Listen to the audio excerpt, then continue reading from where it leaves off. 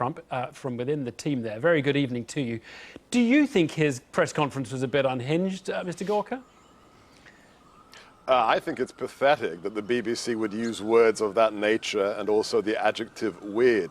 It's only weird to journalists like yourself who are biased. I mean, Brian Stelter is your authority. This is a man who on CNN by his own media colleague, Michael Wolff, was called ridiculous for his obsession for attacking President Trump. This is a man who I'd ask your viewers to just Google Brian Stelter, fake news Delta Airlines, who propagates himself absurdity on the media. Okay. So, no, it was a fabulous press conference. Right. Can I just ask you a couple of factual questions? For his initial words, which went on quite a few minutes, his opening statement, had he made notes on that and prepared that, or did he just go in and busk it? He's fabulous on his feet, so he doesn't need to. If you watch his campaign rallies, this is the man who in any one day would go to 9 different sites, sometimes in 4 different states. He doesn't need an auto cue. He revels in this. Right. And what we saw today was the old Donald Trump from the campaign trail, and it was fabulous. And did he game some of the questions with his team? Did he sit there saying, now what questions are we going to get? What's the answer? Or did he literally just said, I'm going to go out there, confront these guys and give them hell?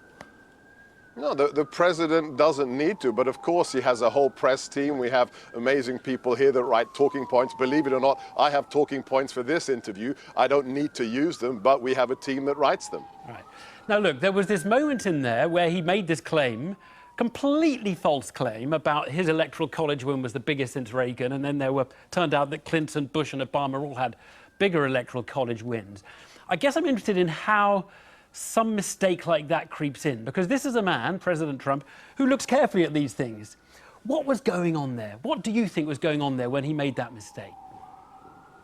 I think you're getting a little bit obsessive yourself. If you actually listen to the tape that you just played, he said, I guess I had the largest. It wasn't an unequivocal statement of fact. The bottom line is he trounced Hillary Clinton. And it was organizations like CNN, the New York Times, and even the BBC who said, Clinton is a shoo-in. The Huffington Post said she had a 92% chance of winning. That's fake news, and the BBC shouldn't be a hostage to it. Mr. Gorka, what is really striking is, and it was striking in the press conference as well, that there's a sort of tendency to leap back to the election campaign, to bang on about Hillary Clinton and her weaknesses, the way that you've just gone on about the way pundits got the election wrong.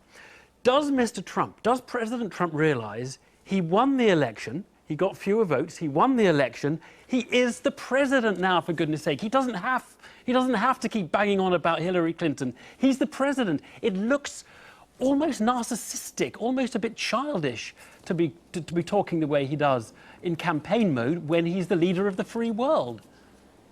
Only to journalists who don't like him and have an agenda.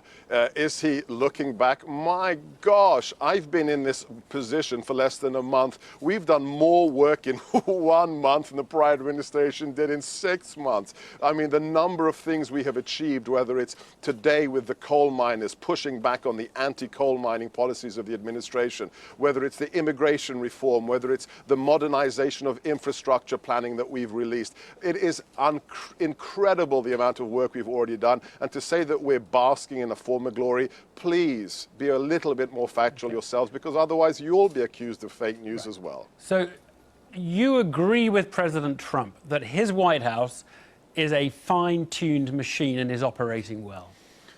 Let me tell you one thing. I've never worked at this rarefied strategic level before. I'm a political appointee. I'm a commissioned official of the president's.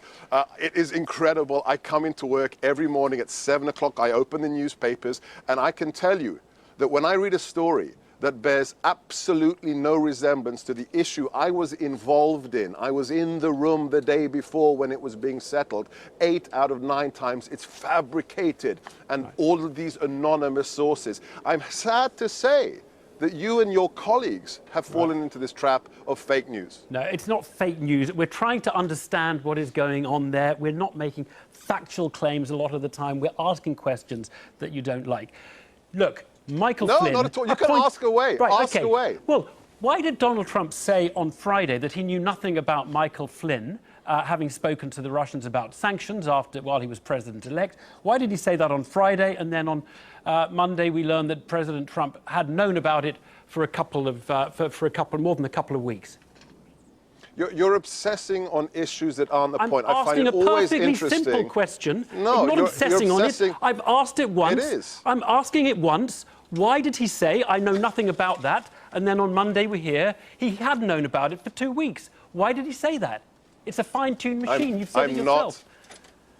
I said the White House is working as a fine-tuned machine, and it is. Your question was about this representation of there being a maelstrom in the White House, and I answered it factually based upon my experience. Right. There isn't any disorder, any chaos. Some people in the media would like there to be, but there isn't. Okay. I'm inside the building, and I can tell you. Now, what the president knew when, please ask him when you have an opportunity. I'm sure you have a BBC correspondent in the press room. I wasn't in that meeting with General Flynn. Okay. Let me ask you one about foreign policy, because I know that's a particular interest of yours.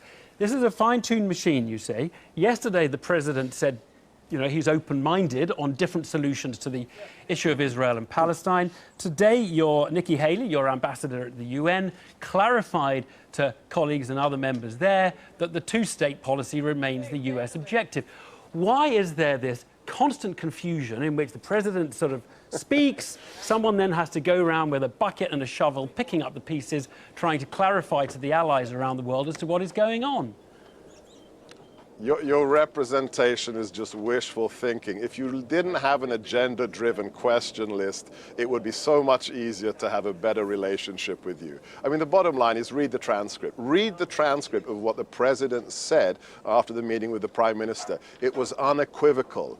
We remain committed to our ally Israel, and any solution will have to be a solution that both sides come to. We're not going to intervene. So you need to stick to the facts. Yeah, no, but I suppose the fact is, other people, not just me, other people were deeply confused and reported, not because they have an agenda, that there was a change in US policy. Nikki Haley felt it necessary, as your ambassador to the UN, to clarify. Now, why are these kinds of mistakes being made? Just before you answer that, another one today. Rex Tillerson was in a meeting with the French foreign minister.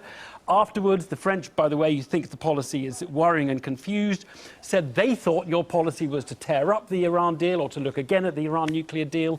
Rex Tillerson had to say, no, I didn't say that. It just gives a complete picture of utter shambles in which people are constantly having to correct or misstatements or things that have been misunderstood. Is it everybody else's fault, never your own?